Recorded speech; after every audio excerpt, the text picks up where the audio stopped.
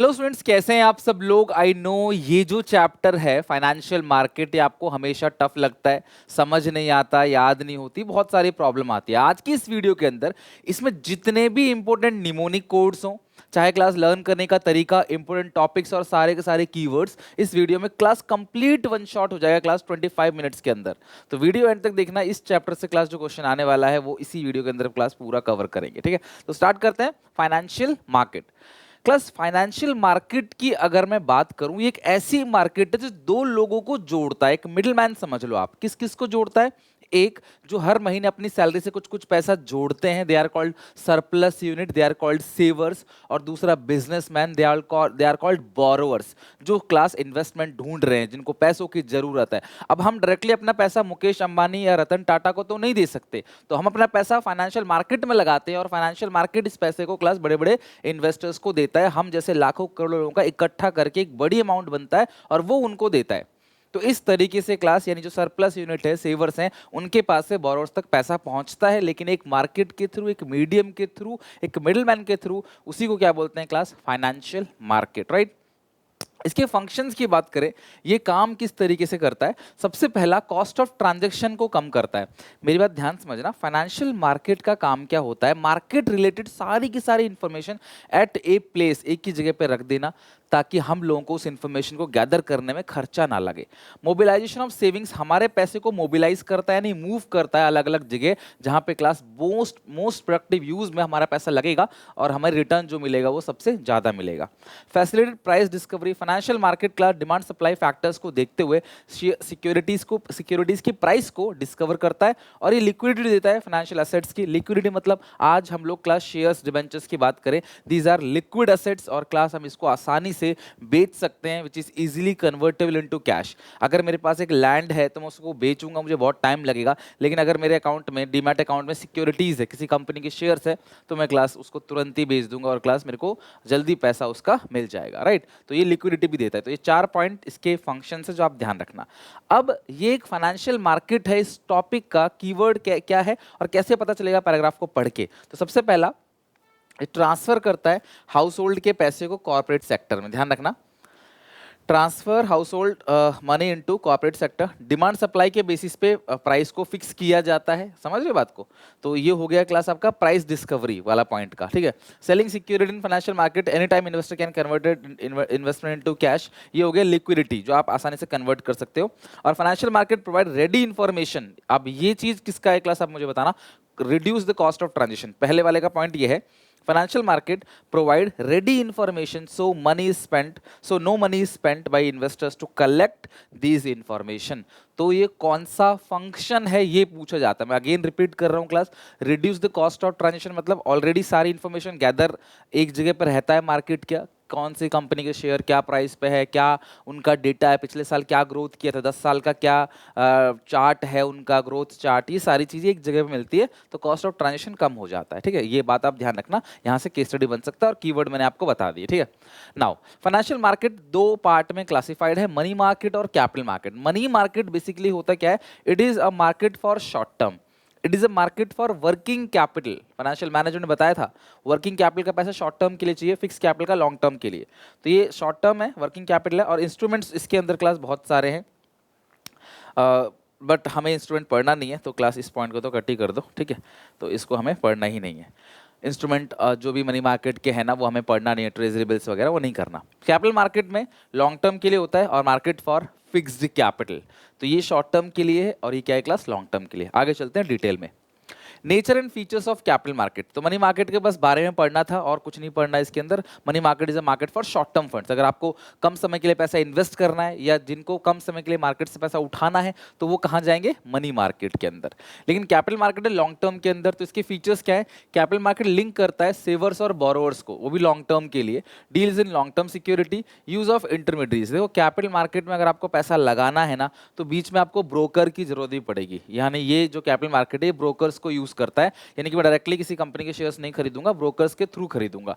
Determinant of capital formation, या फिर class कितना कैपिटल फॉर्मेशन है, कितना इन्वेस्टमेंट होने वाला है, ये क्लास कैपिटल मार्केट में डिसाइड किया जाता है और क्लास सरकार के रूल रेगुलेशन पे ही चलता है, क्योंकि कैपिटल मार्केट के अंदर आम जनता से पैसा कलेक्ट किया जाता है, तो गवर्नमेंट के रूल्स रेगुलेशन के अंदर ही आपको काम करना पड़ेगा। कंपनी इसके रूल्स रेगुलेशन के अंदर ही काम करती है, ठीक है।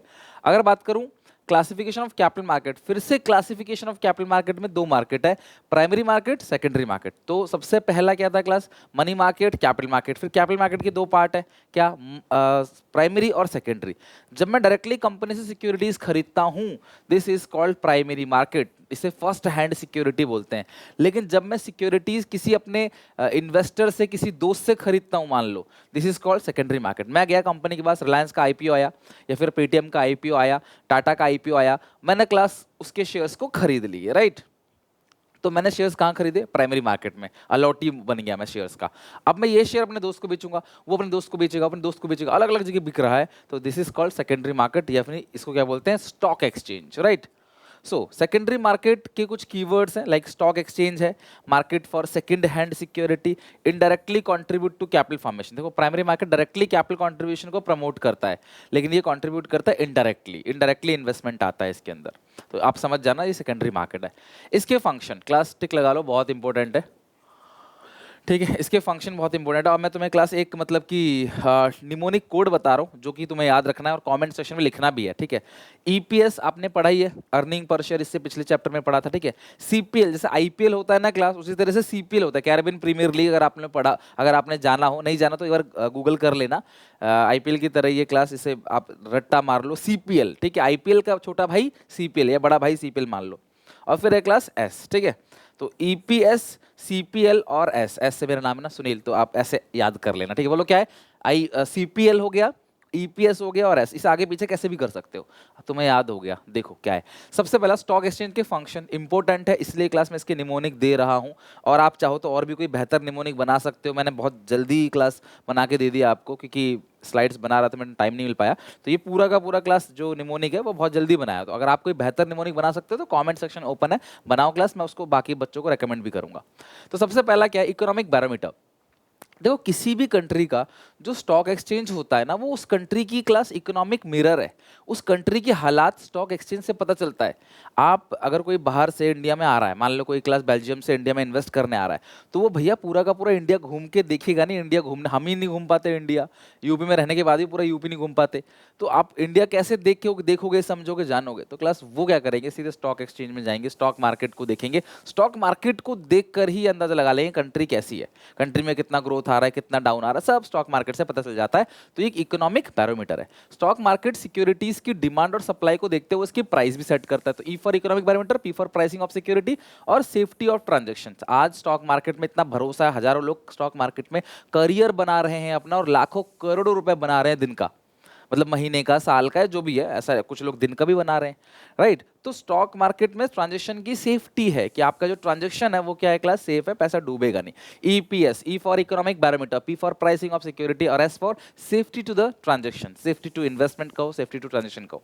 अगला है contributes to economic growth. Stock market में हम जैसे लोग अपना पैसा इन्वेस्ट करते हैं, बिजनेसमैन उस पैसे को लेके क्लास 2 गुना, 3 गुना, 4 गुना करते हैं और हमें भी अच्छा रिटर्न मिलता है, तो हमारी इकोनॉमी ग्रो करती है। Providing scope for speculation, stock market healthy speculation को प्रमोट करता है, सट्टेबाजी, प्राइस अप एंड डाउन। तो हम पैसा लगाते हैं आज 100 रुपए, कल को हमारा 150, 200, 300 हो जाता है, तो हमें कहीं ना कहीं अच्छा लगता है, लेकिन ये हेल्दी स्पेकुलेशन होना चाहिए, कोई झोल नहीं होना चाहिए इसके अंदर, स्कैम नहीं होना चाहिए।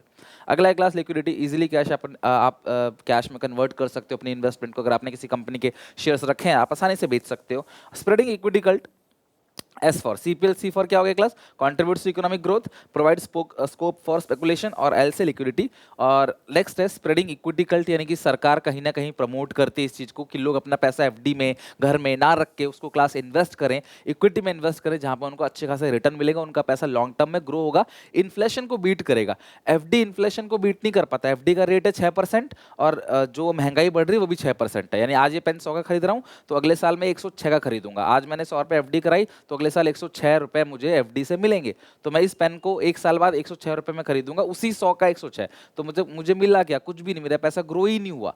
तो बस इन्फ्लेशन कवर करता है एफडी। तो आप स्टॉक मार्केट में इन्वेस्ट करोगे क्लास तो 15% 12% का जनरली रिटर्न आ रहा है। बट हाँ अगेन क्लास इसका फिक्स कुछ नहीं है, 20% तक भी जा सकता है क्लास, और घट के ये 4% 3% या 0 भी हो सकता है, राइट। तो ये स्टॉक एक्सचेंज के फंक्शंस जो बहुत इंपॉर्टेंट है, आपको याद करना है। डिफरेंस भी समझना है।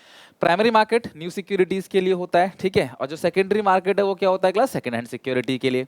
प्राइमरी मार्केट कौन इशू करता है? प्राइमरी मार्केट में सिक्योरिटीज को कंपनी खुद इशू करेगी, लेकिन यहाँ पे एक इन्वेस्टर दूसरे इन्वेस्टर्स को शेयर बेच रहा है, हालांकि ब्रोकर के थ्रू बेच रहा है, बट बेच रहा है इन्वेस्टर से investor, right. This is called class secondary market. ये कुछ ऐसा है जैसे मैंने सरकार से जमीन खरीद ली, सरकार ने मुझे जमीन दे दी है यहाँ पे, ठीक है, अथॉरिटी में, तो ये मेरा हो गया प्राइमरी मार्केट। अब मैंने बेचा अपने रिश्तेदार को, उसने बेचा अपने रिश्तेदार को, उसने दोस्तों को बेचा, यहाँ वहाँ बेचा, वो सब सेकेंडरी मार्केट में। एग्जाम्पल के तौर पे देखो, प्राइमरी मार्केट का कोई जियोग्राफिकल लोकेशन नहीं है, लेकिन क्लास यहाँ पे सेकेंडरी मार्केट का फिक्स जियोग्राफिकल लोकेशन है। सुबह लगभग 9:15 से 3:30 तक मार्केट ऑपरेशन रहता है वर्किंग डे में।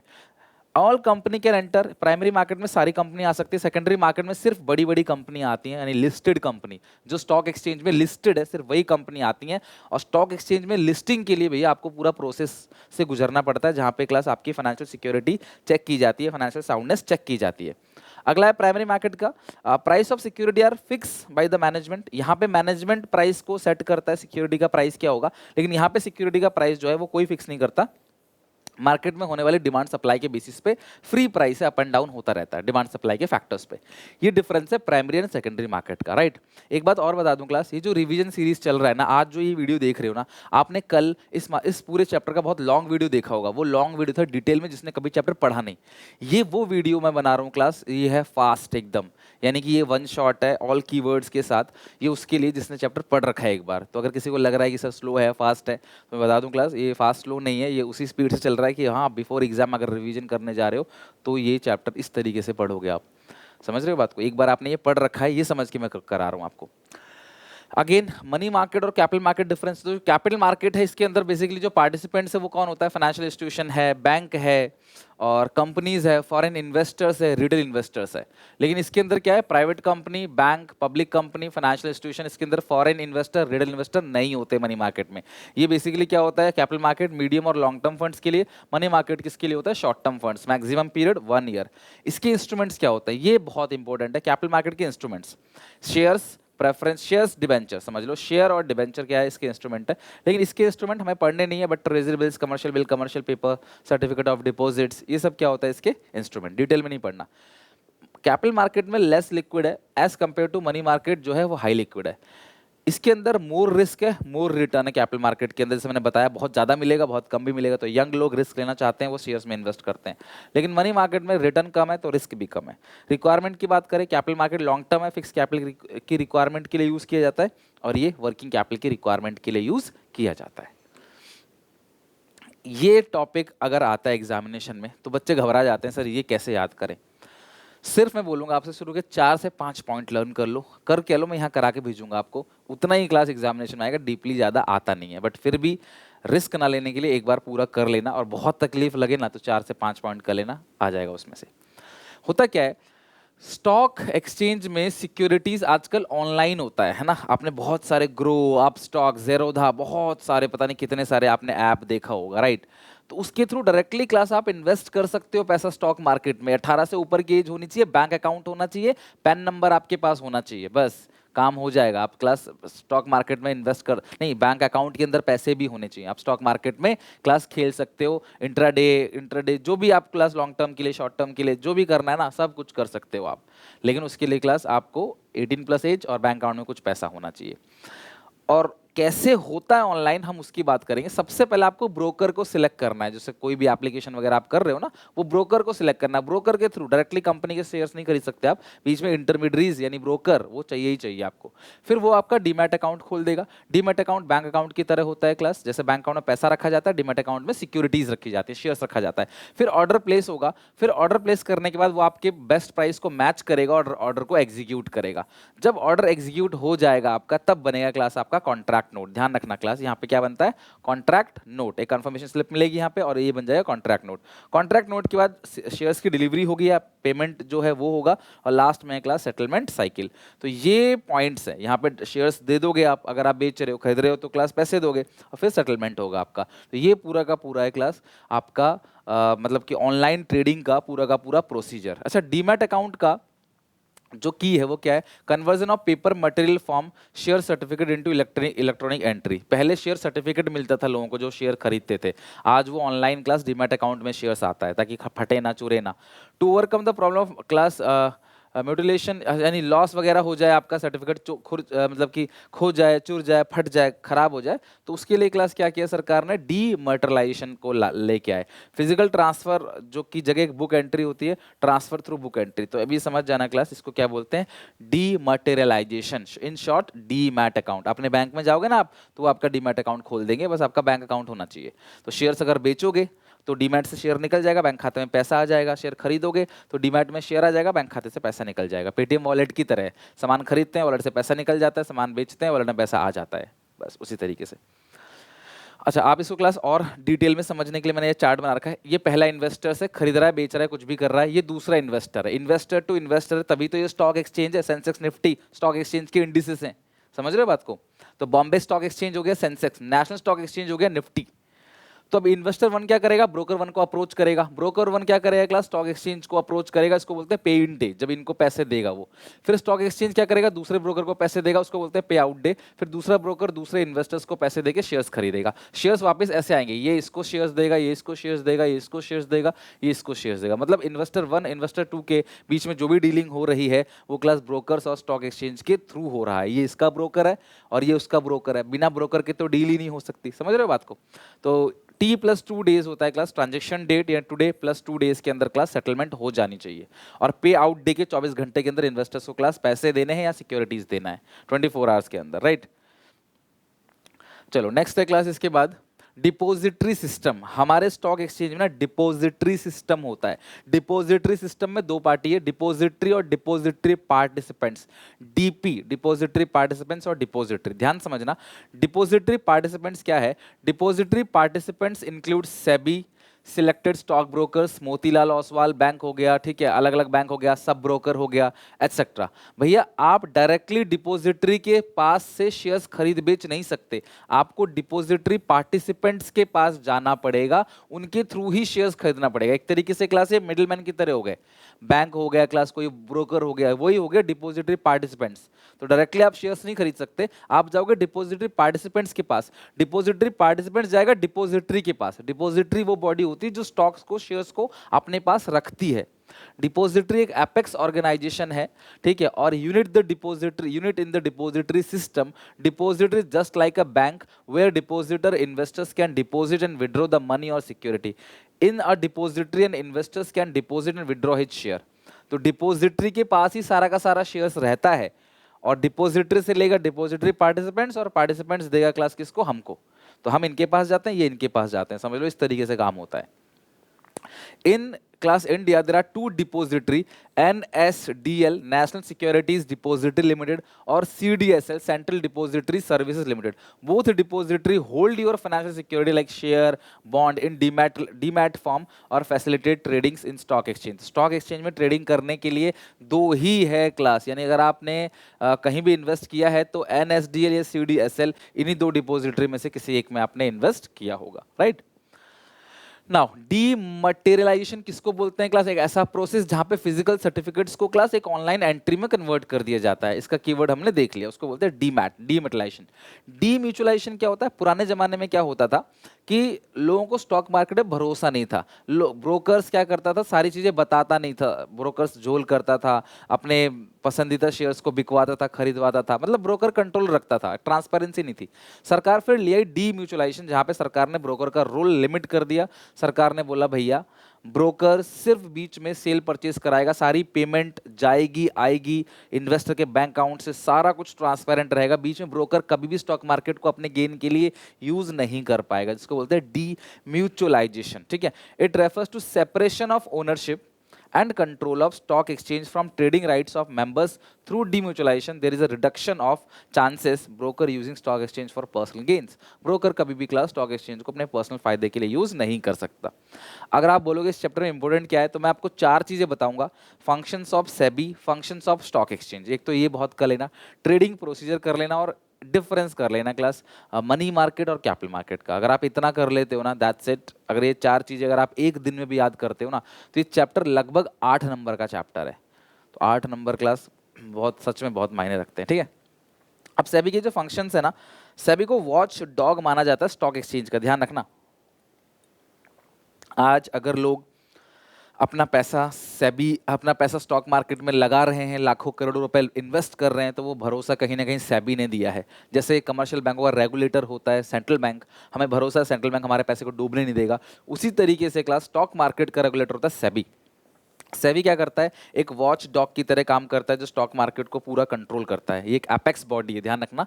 स्टैब्लिश कब हुआ, 12 April 1988 to protect the interest of investor. SEBI regulatory है स्टॉक एक्सचेंज का, जैसे जैसे क्लास आईआरडी है इंश्योरेंस के लिए है, उसी तरीके से टेलीकॉम के लिए भी है ना, ट्राई। इसी तरीके से क्लास आपका कमर्शियल बैंक का हो गया, आपका सेंट्रल बैंक है ना।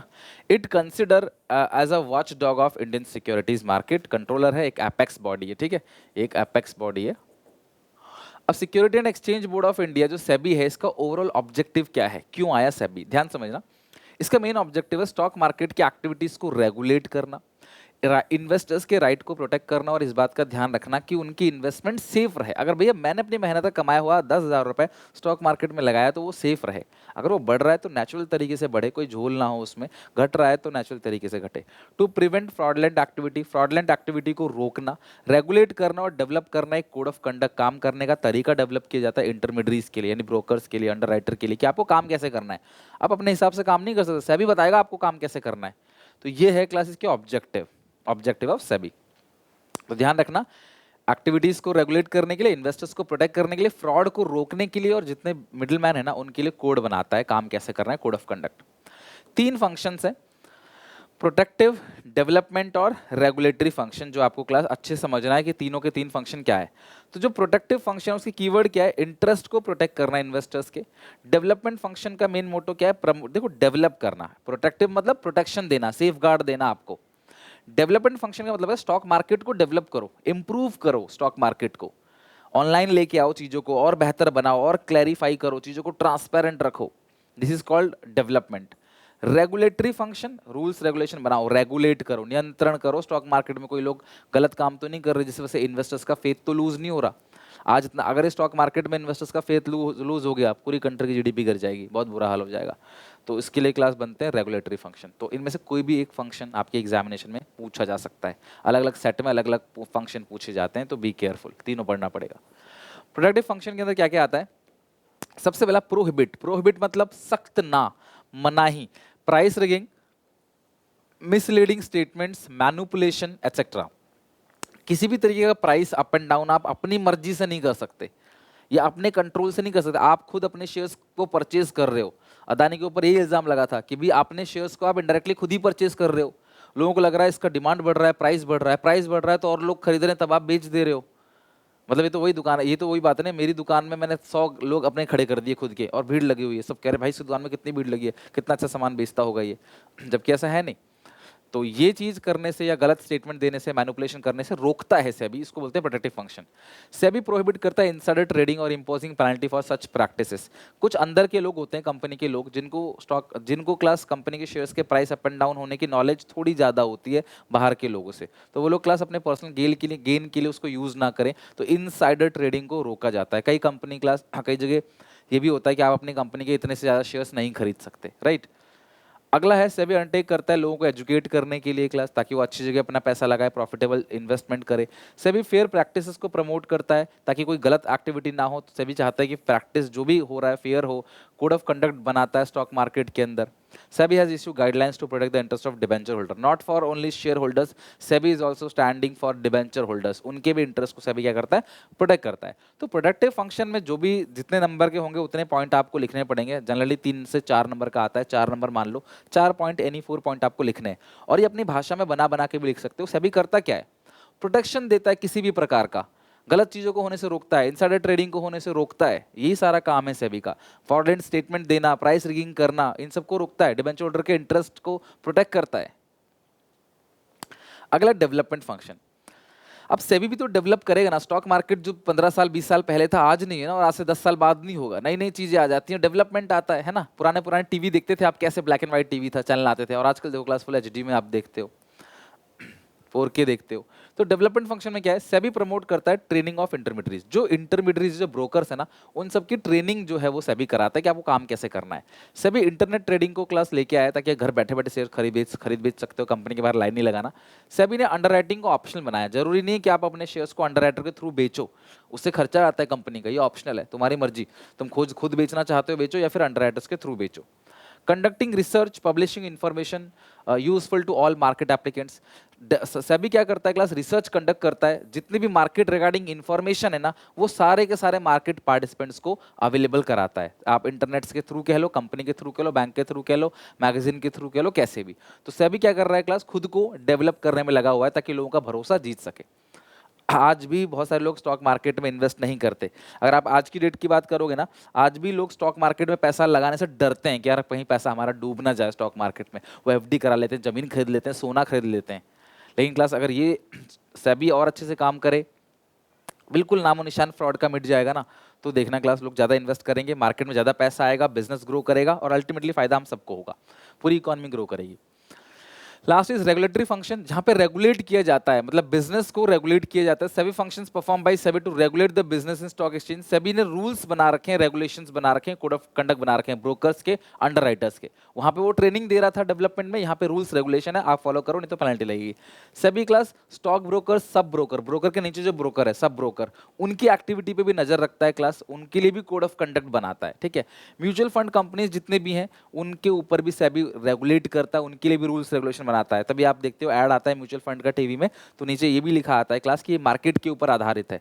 कोई ये नहीं कह सकता कि भैया ये रिटर्न इतना, ये स्टॉक इतना रिटर्न देगा, पिछले साल दिया है इसका ये मतलब नहीं इस साल भी देगा, कुछ भी हो सकता है स्टॉक मार्केट में, कोई नहीं कह सकता। जो लोग स्टडी करते हैं क्लास जानते हैं, वॉरेन बफेट जैसे इंसान, या फिर जो नहीं रहे राकेश झुनझुनवाला, तो they know very well market, तो उन्होंने बहुत पैसा बनाया क्लास उससे, ठीक है।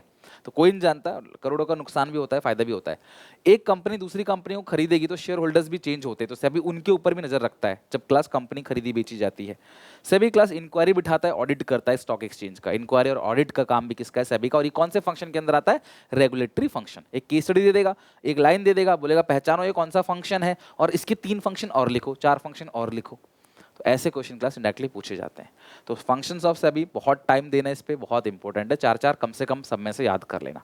And that's it for today. आज हमारा ये पूरा का पूरा चैप्टर जो है अच्छे से खत्म हो गया। मैं आपसे यही कहूँगा, एक पर्सनल सजेशन, कि लास्ट के 2-3 दिन जरूर दे देना अच्छे से ये 2 चैप्टर को करने में, जो 15 नंबर का है, financial management, financial market. Because ये दोनों चैप्टर थोड़े से हटके हैं लीग से, बाकी पूरा सिलेबस नॉर्मल है। तो अच्छे से जो इंपॉर्टेंट चीज़ें बताई एटलीस्ट आप उतना ही कर लो, उससे बाहर कुछ नहीं आएगा पेपर में। वीडियो अच्छी लगी हो तो क्लास प्लीज़ एक लाइक करना, मुझे मोटिवेट करने के लिए। इस वीडियो को शेयर करना अपने सारे दोस्तों में। टिल एग्जाम तक जी जान लगा दूंगा आपके पीछे। चैनल को सब्सक्राइब जरूर कर लेना। मिलते हैं नेक्स्ट वीडियो में class. Take care, bye bye.